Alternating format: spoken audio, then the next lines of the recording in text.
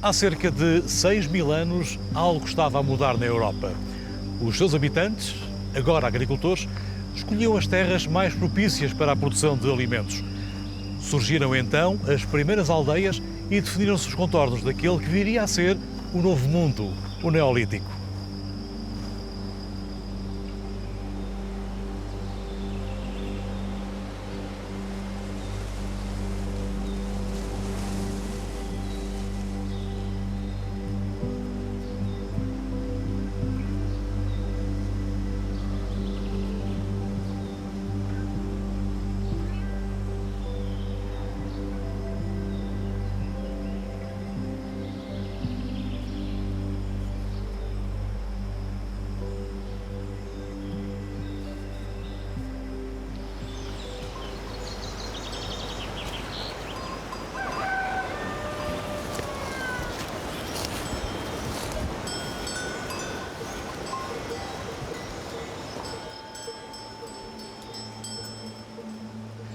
Deste recente estilo de vida resultaram um sem número de inovações tecnológicas. Começaram-se a usar machados de pedra polida para abater árvores, enxós para cavar e trabalhar madeira, pontas de seta e micrólitos para caçar, moinhos para moer leguminosas e cereais e inventou-se ainda a cerâmica. Foi este novo homem que, quase no ímpeto, começou a marcar os seus territórios sagrados.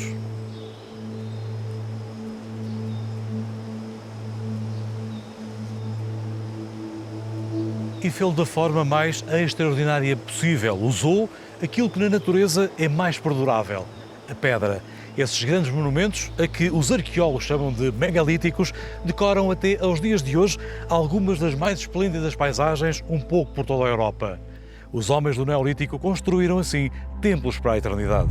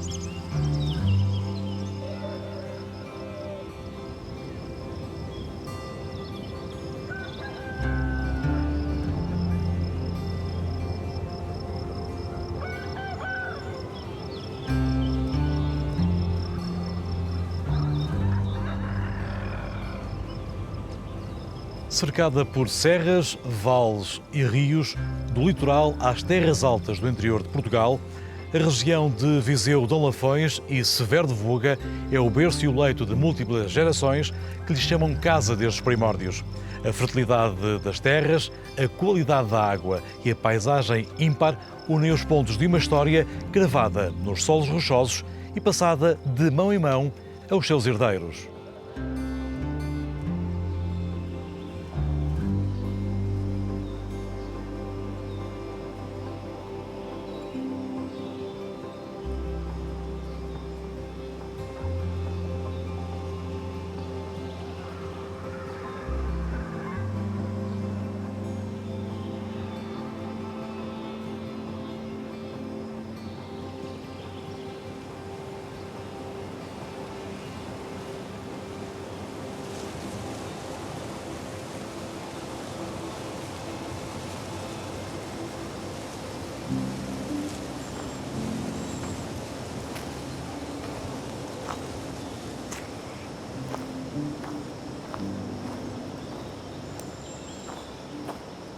Extremamente carentes, estas comunidades ergueram dois tipos de monumentos megalíticos, os menires e os dólmens. Erguidos em direção ao céu, os menires assumem-se como monumentos votivos dedicados a cultos perdidos relacionados com a fertilidade e os movimentos celestes. Isolados, alinhados ou dispostos em círculos, assumem-se sobretudo como grandes marcos territoriais em torno dos quais as pessoas fortaleciam os seus laços.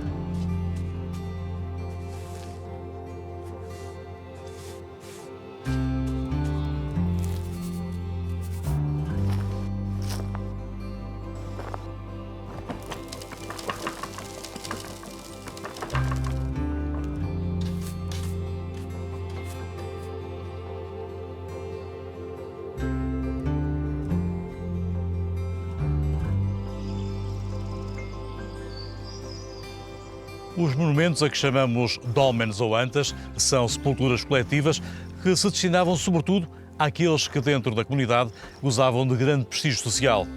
Este projeto comum exigia grande esforço das populações que desta forma prezavam e respeitavam os seus mortos.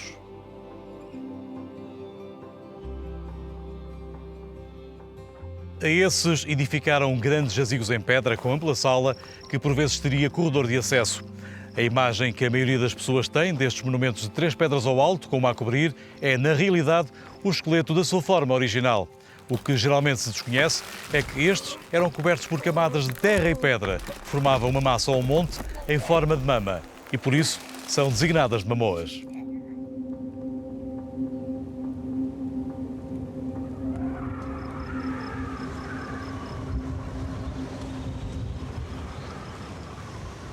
Até 1990, a anta da Arquinha da Moura era conhecida apenas por alguns agricultores aqui da região e de alguns caçadores que por aqui caçavam. Logo também nesse início de 90, começaram então a ser feitos os primeiros trabalhos arqueológicos e que vieram a revelar um monumento singular com resultados muito importantes para o conhecimento do megalitismo desta região e também de Portugal. E logo o primeiro dado que foi obtido foi a arquitetura que colocou a descoberto um monumento, um dólmen de corredor de grandes proporções, com um átrio com características muito singulares. Um dos aspectos mais extraordinários que as escavações arqueológicas revelaram foram as estruturas arqueológicas colocadas a descoberto na área de fronte do corredor, precisamente onde nos encontramos, a zona do átrio. Esta é singular porque aproveita um conjunto de afloramentos em granito para criar uma cenografia. Esta cenografia completava um conjunto de rituais que as comunidades faziam neste local. Depositavam oferendas como facas em sílex, cerâmica, ídolos, e tudo isso fazia parte de um conjunto muito vasto de rituais que eram feitos neste espaço público. Lá dentro só acediam os eleitos. Lá dentro só se dia o xamã e algumas pessoas que eram as pessoas importantes. Era como se houvesse um mundo secreto. Era o umbigo da Terra. Era um espaço fechado, era um espaço das sombras, em contraposição ao espaço da luz que era cá fora.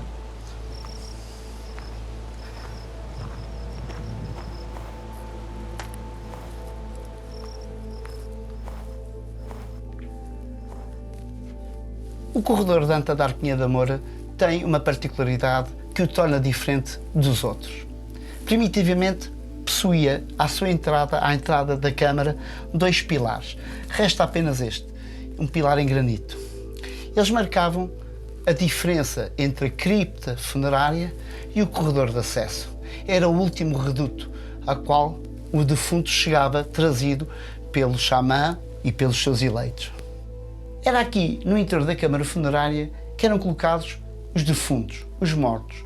Junto a estes eram depositadas pequenas peças que fizeram parte do cotidiano dessas pessoas em vida.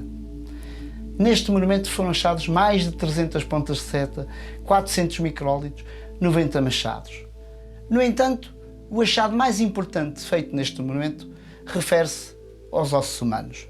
Não é comum acharem-se ossos humanos nos monumentos megalíticos da região da Beira Alta, porque os terrenos são muito ácidos. E os 162 fragmentos de ossos humanos achados neste monumento referiam-se a 8 indivíduos, 7 indivíduos adultos e um não adulto. Um destes adultos possuía uma idade avançada para a época, entre os 45 e os 60 anos de idade. Um outro aspecto muito importante que estes ossos revelaram é o facto destas comunidades possuírem uma deficiência muito grande de vitamina C. E estes ossos foram datados através de radiocarbono. E a datação que deu, entre os 2600 e os 2800 a.C., revelou que este monumento deve ter sido ocupado de uma forma contínua entre o Neolítico final e a Idade do Bronze. São 2000 anos de história deste monumento em que este monumento esteve sempre a funcionar. O imaginário das populações que usaram este monumento ficou para sempre registado nas pinturas que cobriam estes esteios. O esteio de cabeceira ostenta ao centro uma das principais figuras de toda a arte megalítica europeia.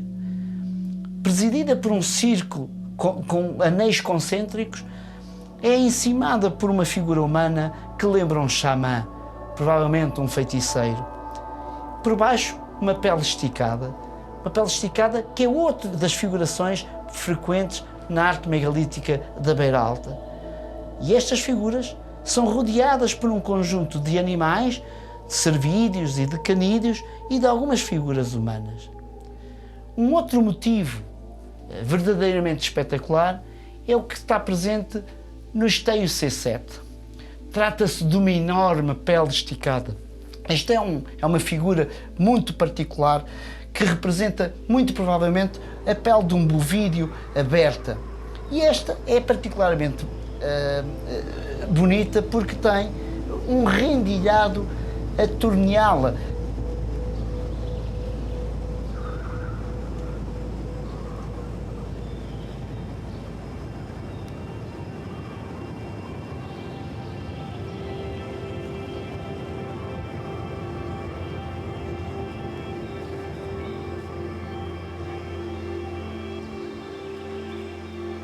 Portugal possui um enorme conjunto de espantosos monumentos megalíticos de norte a sul.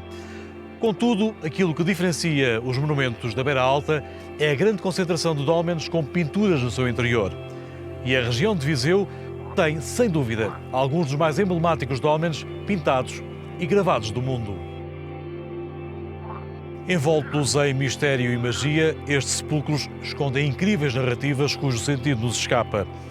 Infelizmente, não temos a chave dos códigos para aceder ao conteúdo dessas enigmáticas mensagens ocultas nos símbolos, pintados a vermelho e branco ou minuciosamente gravados nos esteios.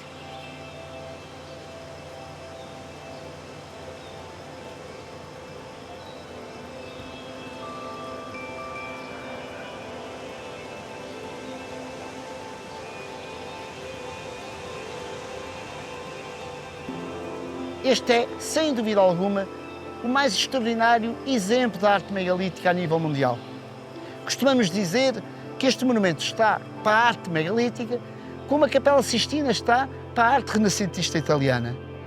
E o que o torna singular e único é o facto de ostentar no seu interior o maior conjunto preservado de pinturas nos seus esteios, a nível mundial. É, de facto, um monumento singular. Quando eles construíram estes monumentos coletivos, eram destinados a pessoas mais importantes da comunidade. Ao estruturarem esta decoração pictórica nos seus esteios, transformavam este monumento num monumento dedicado ao antepassado comum, ao antepassado como entidade.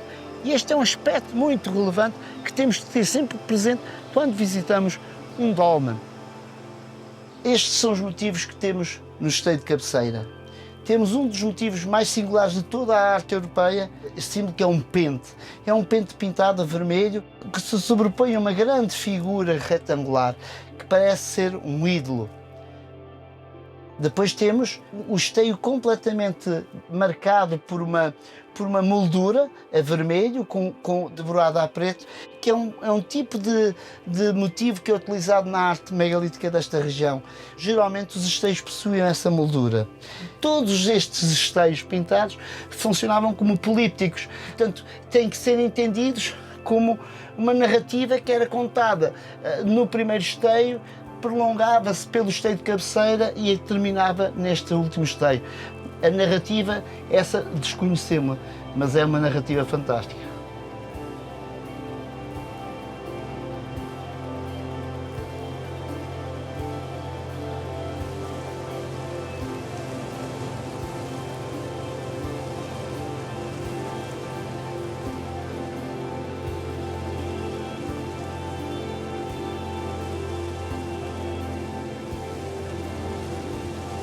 A MEG, Rota de Megalitismo de Viseu de Lafões e Severo de Voga, visita alguns destes monumentos, autênticos testemunhos milenares da habilidade humana, cada um com uma história única, um pormenor diferente, uma narrativa singular, com um denominador comum. São o espelho de centenas de gerações de homens que acreditavam que podiam construir sepulturas eternas.